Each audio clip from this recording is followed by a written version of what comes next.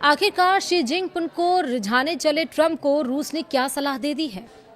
शांति चाहते हो तो पाकिस्तान की जगह भारत की मदद लो, ये बात कही है रूस ने। आखिरकार ये सलाह है या धमकी है, ये हम समझेंगे, लेकिन रूस जो अमेरिका को ये बताने की कोशिश कर रहा है उसका मतलब क्या है वो भी आपको बताएंगे। नमस्कार, आप देख रहे हैं न्यूज़ 18 का डिजिटल प्लेटफॉर्म। मैं हूं आपके साथ श्रुति श्रीवास्तव। ईरान और अमेरिका के बीच गहराते युद्ध के संकट को सुलझाने के लिए अमेरिकी राष्ट्रपति डोनाल्ड ट्रंप इन दिनों चीन के दौरे पर हैं और शी जिनपिंग को रिझाने में जुटे हैं। ट्रंप की इस बेचैनी के बीच रूस ने उन्हें एक बड़ी और खरी सलाह दे डाली है। रूसी विदेश मंत्री सरगेई लावरोव ने साफ लफ्जों में कहा है कि अगर ट्रंप वाकई में शांति और इस युद्ध का पक्का समाधान चाहते हैं तो उन्हें पाकिस्तान के भरोसे रहने के बजाय भारत की मदद लेनी चाहिए। उन्होंने इसके पीछे एक सॉलिड रीजन भी दिया है। क्या है रीजन, विस्तार से समझिए। दरअसल पश्चिम एशिया में ट्रंप अपनी एक के बाद एक गलतियों की वजह से ईरान के आगे कमजोर पड़ गए हैं। चारों तरफ से घिरने के बाद वो किसी तरह पीस डील के जरिए इस युद्ध को खत्म करना चाहते हैं, लेकिन यहाँ भी उन्होंने पाकिस्तान को मीडिएटर बनाकर बड़ी चूक कर दी। अपनी साख बचाने के लिए ट्रंप अब चीन की चौखट पर पहुंचे हैं, जिसके बाद रूस ने उन्हें खरी खरी सुनाते हुए सही रास्ता दिखा दिया। रूसी विदेश मंत्री सरगेई लावरोव ने ब्रिक्स के मंच से साफ कह दिया है कि अगर ट्रंप वाकई शांति चाहते हैं तो उन्हें भारत के कूटनीतिक अनुभव और मदद पर भरोसा करना चाहिए। रूस के विदेश मंत्री सरगेई लावरोव ने दिल्ली से वॉशिंगटन को एकदम दो टूक मैसेज दे दिया है। उन्होंने साफ कहा कि ईरान और अमेरिका के बीच मचे घमासान को शांत करने के लिए पाकिस्तान फिलहाल छोटी मोटी मदद तो कर रहा है, लेकिन अगर इस झगड़े का पक्का और लंबा समाधान चाहिए तो दुनिया को भारत के पास आना होगा।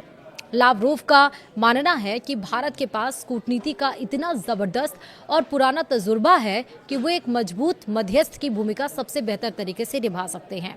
सीधे शब्दों में कहें तो रूस ने अमेरिका को समझा दिया है कि शांति के लिए पाकिस्तान की नहीं बल्कि भारत की साख पर भरोसा करना ही सही फैसला होगा।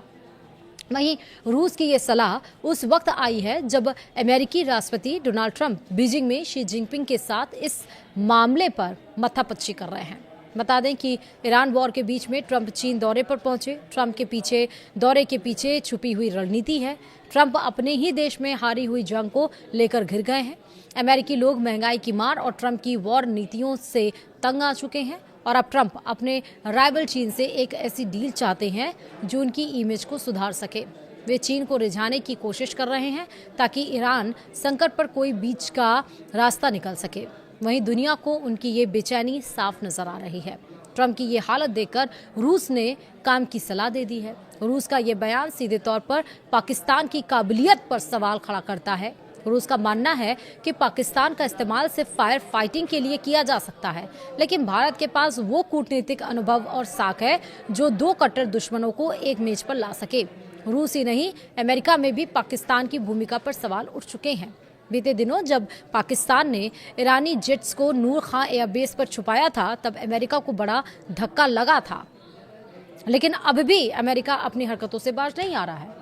अमेरिका मीडिएटर के रूप में पाकिस्तान को ही चुन रहा है और पाकिस्तान से जब हो गई चूक तो अब वो चीन के चौखट पर जा पड़ा है, लेकिन भारत नहीं आ रहा है। आखिरकार जो डोनाल्ड ट्रंप ये कहते हैं कि भारत, पीएम मोदी मेरे बहुत अच्छे दोस्त है, भारत के साथ हम अच्छी डील करेंगे, बहुत अच्छे नेता हैं, तो उस भारत से मदद मांगने में डोनाल्ड ट्रंप आखिर क्यों पीछे हट रहे हैं? उन्हें किस बात की शर्मिंदगी महसूस हो रही है? क्या वाकई ये ट्रंप का एक दिखावा है? वाकई वो नहीं चाहते हैं कि डील, ये वॉर खत्म हो?